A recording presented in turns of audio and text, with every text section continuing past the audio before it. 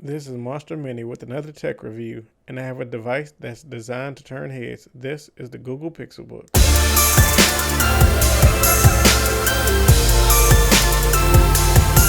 First, I'd like to thank Google for sending the Pixelbook out to me early so I could begin this review. I received the Pixelbook about a week before it was released, and I felt I needed to use it for a week or so before I decided to post a review. I've chosen to do this review a little bit differently, so instead of shouting out specs, let's just have a little chat. I've been living with the Pixelbook for about a week now, using it as my daily driver. It's replacing the Samsung Chromebook Plus, which is an awesome machine and worth considering if your budget allows for a premium sub $500 Chromebook or laptop. But if you're in the market for the best Chromebook money can buy, well, look no further. You've come to the right place. The Pixelbook checks all the right boxes.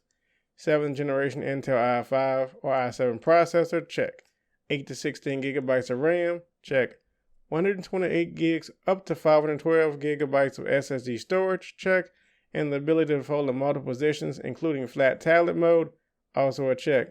You add to that the top-of-the-line keyboard that feels better to type on than the MacBook, a glass trackpad which is one of the smoothest I've ever used, and has these nifty, smooth, soft silicone palm rests, which makes typing on the Pixelbook a complete joy. But if that isn't enough, you shove all that into one of the thinnest, sturdiest, lightweight Ultrabook frames in the market today. I mean, it's kind of a winner. It has dual USB-C charging, one on each side. They can also be used for outputting obviously data or video. This computer can actually run two 4K monitors through both USB-Cs and on the display, so you can actually run 3 monitors at 4K with this computer if you wanted to. And next to the USB Type-Cs, both of which I like, again, can be used for charging. There's a small indicator light. When you plug it up, it'll come on and indicate the charge level that's being put into the battery, or that the battery has rather.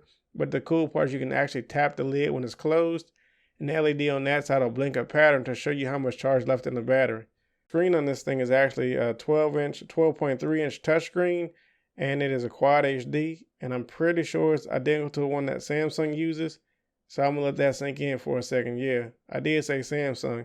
The company that makes screens for the new Apple iPhone X, and the manufacturer that consistently gets praised for the beauty of their screens. With all these positives, there's got to be something wrong with this thing, right? Well, it depends on what your frame of mind is, really. This thing costs $1,000. That's $999 US to be specific, and that's without the optional Pixelbook pen. And yes, that's a lot for a Chromebook. In fact, that's what you'd expect to pay for a mid to high grade Windows laptop from a company like Acer or Dell, and that's just a few $100s less than you could pay for a Surface Pro with a keyboard case. And that's also around the price you pay for an entry-level MacBook, but in reality, it doesn't matter. If you wanted a Mac or Windows machine, you could buy one. That's like comparing a $60,000 sports car to a $60,000 truck to a $60,000 SUV. They all are the same price, they all have the same basic function, but they all meet different needs. And there's no difference between Windows, OS X, and Chrome OS. They can all get you to the same destination. It ultimately just depends on how you want to arrive. While this is a review for the Pixelbook, I think what it is and what it does different needs to be explained.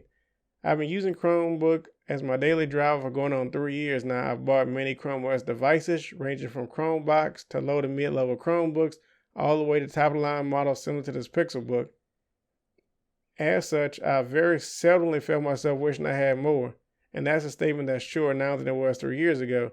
I use a custom-built, beautiful Windows desktop for PC gaming, video editing, and other tasks that require heavy lifting. So for me, I say my Chromebook is actually my primary device, and my Windows machine is my secondary device. In my normal day-to-day use, I'm typically surfing the web, I'm paying bills, I may research a few products, take a few notes, send a few emails, watch some YouTube, catch up on Netflix, and edit a photo or two, all of which can be done easily from pretty much any Chrome device. The Pixelbook just does it that much quicker, and it's just that much of a nicer experience to do it in. So as you can see, I really don't need a Windows laptop. So I think you're beginning to get the picture. I don't need an 8-pound gaming laptop that when I'm away from home, I have to lug it around. It's burning my nether regions. I don't want 3 hours of battery life. And I'm hardly ever in a position where I can just set up a gaming laptop away from home. So when I am away from home and I do want a game, I normally use a Nintendo Switch, which is a much smaller, more appropriate device. So ideally, I can take my Switch, my Chromebook, which is the Pixel now, and it still weighs less than a gaming laptop, takes up less space than a gaming laptop, and offers more a better user experience to me than a gaming laptop would. So, I mean, in the end, that's what I choose to do, but everybody's different.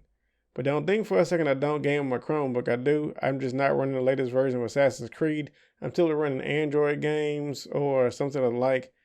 And also, you're probably thinking, okay, well, why not just get a $600 Windows laptop? Well, that's because you get the performance of a $600 Windows laptop.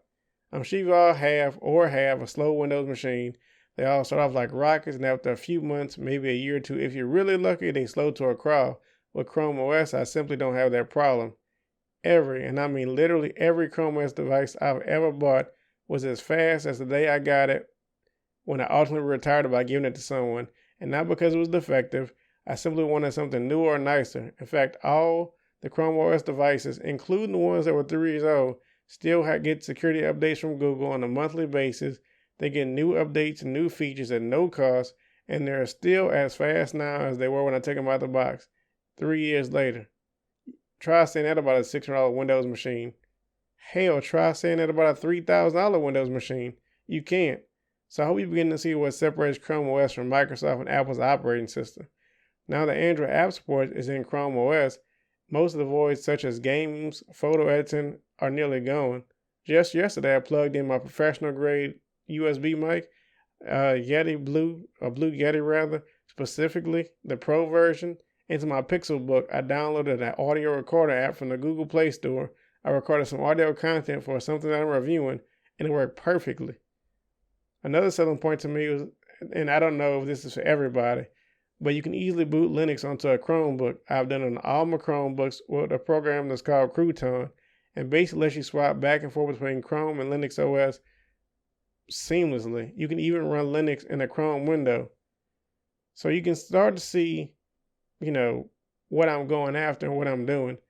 This machine is more versatile than, for me, it's faster and more versatile than a basic Windows laptop.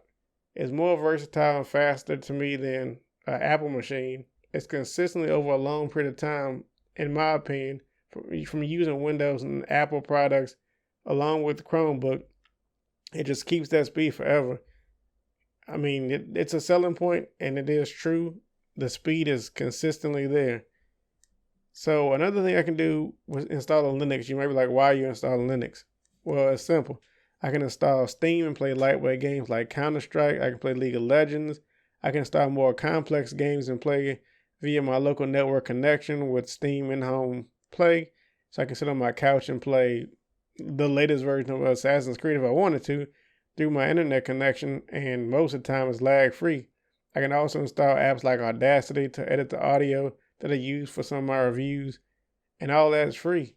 Even if I want to install a program that help me write some code, also easy and free. So it's not necessarily about being cheap, it's just the fact that it's there.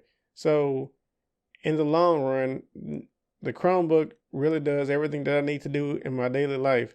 So basically what you have to do, you have to ask yourself, if a Chromebook or premium hardware specs, a Quad HD touchscreen that gets consistent security updates, that happens to run in one of the most secure operating systems there ever is worth a grand. I know it's going to sound like a cop-out, but truthfully, you should know if the Pixelbook is right for you or not. In my opinion, the Pixelbook is probably the best Chromebook ever made. It's one of the nicest laptops that you can buy in 2017 and likely 2018. For me, it's a no-brainer, as long as I don't lie to myself about what I actually do with a laptop. Sure, I could do all this on a $499 Chromebook, Samsung Chromebook Pro, but if you want the best Chrome OS and Android experience there is, there's only one place to find it, and that's the Pixelbook. Let me not forget about the Chromebook. This Chromebook Pixel is the first Chromebook with Google Assistant built in. I just say, hey, Google, and it's off. And it also includes a physical button for the times you can't speak your request, and it also works great. I just press the assistant button, I type in my query, I type in my question, or whatever I'm researching, and the whole room doesn't have to hear what I'm asking for. It just gives it to me. It's the same Google Assistant that comes with the Google Home, the same one you'll find in the Pixel 2.